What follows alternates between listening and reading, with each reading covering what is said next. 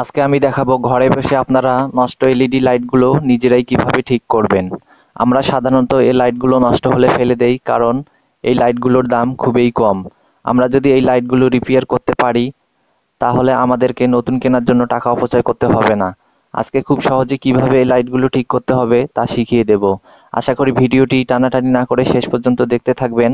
আর যদি চ্যানেলে নতুন হয়ে থাকেন তাহলে আমার চ্যানেলটি সাবস্ক্রাইব করে দিয়ে পাশে থাকা বেল বাটনটি বাজিয়ে দেবেন।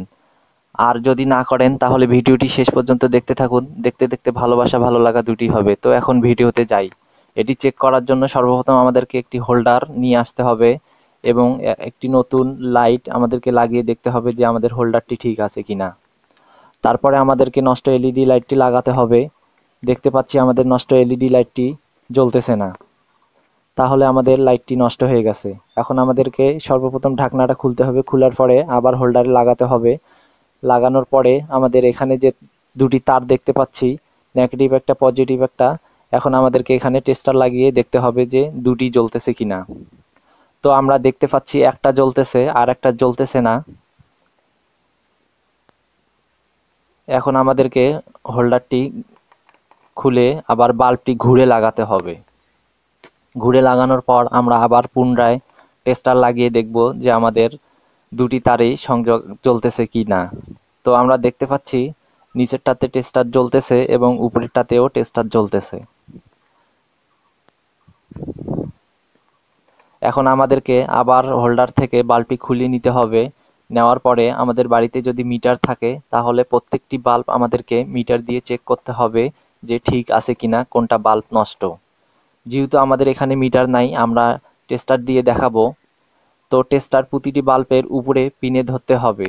দেখতে পাচ্ছি ওখানে ধরার পরে নিচের বাল্বগুলো জ্বলতেছে, তার উপরেরটাতে ধরলাম আবার তার নিচের সব বাল্ব জ্বলতেছে, কিন্তু এদিকের গুলো জ্বলতেছে না।